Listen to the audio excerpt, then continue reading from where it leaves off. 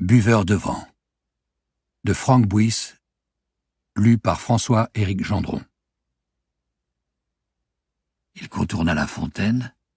Mabel lui emboîta le pas.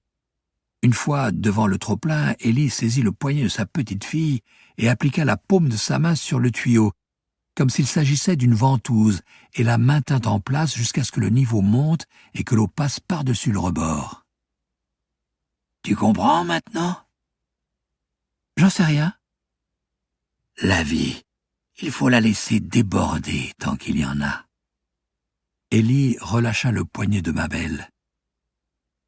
Elle retira machinalement sa main et l'eau s'engouffra de nouveau dans le tuyau avec un bruit de succion.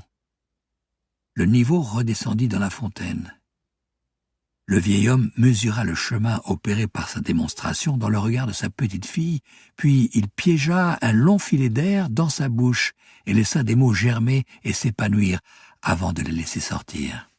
« Toi, t'es comme le soleil, tu brilles tous les jours et personne n'a conscience du miracle que c'est. » La voix d'Élie était étrange, pleine de douceur et de fermeté. Ses yeux bleu-gris étaient comme deux planètes jumelles cernées de brume, reposant sur d'énormes poches vouées à contenir tous les débordements qu'il ne s'autorisait jamais hors de sa solitude. « N'attends rien d'ici.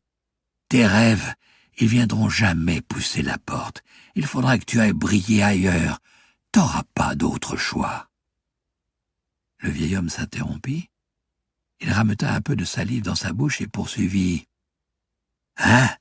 Que tu en as des rêves ?» Mabel demeura silencieuse un moment, puis elle posa une main sur la main du grand-père.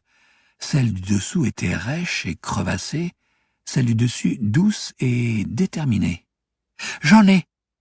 dit-elle avec aplomb, comme si elle avait déjà réfléchi à la question. C'était la vérité.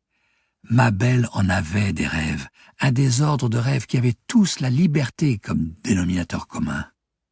Dans le futur, le souvenir de cette conversation aurait sur elle l'effet d'une piqûre d'insecte lui permettant d'articuler peu à peu la confusion de ses désirs. Ce soir-là, lors du dîner, Mabel posa tour à tour les yeux sur son père et sa mère. Ce père qui lui disait comment se comporter depuis sa naissance, et cette mère qui représentait ce qu'elle allait devenir si elle ne faisait rien contre. Deux défaites face à face, deux condamnés voués à devenir ses bourreaux. Elle jeta un regard complice à son grand-père et saisit sa fourchette, la tenant comme un crayon surplombant l'assiette garnie de purée. D'habitude, elle dessinait des chemins biscornus avec les dents, mais cette fois-ci, elle traça une ligne bien droite, sans quitter Élie des yeux, cet homme bienveillant qui allait lui faire gagner un temps précieux.